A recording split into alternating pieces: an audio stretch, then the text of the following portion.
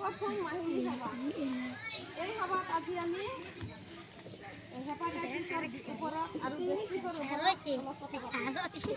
আমাৰ গাঁৱটোত বেছিকৈ গেষ্ট্ৰিক আৰু হেপাটাইটিছে হয়।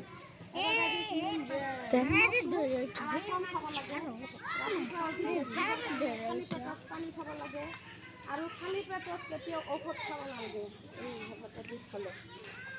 আৰু আপোনালোকে যে মেডিচিনবিলাক লৈ আছে, সেই মেডিচিনবিলাক কেনেকুৱা কাম কৰি আছেনে নাই? ভাল পাইছেনে?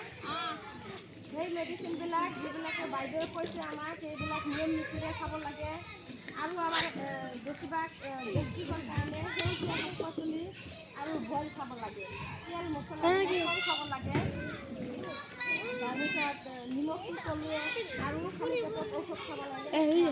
নিয়মীয়া ঔষধবিলাক খাই যাব লাগে। কিবা অসুবিধা হ'লে মোক সুধিব পাৰে। আৰু বাইদেউ আছে,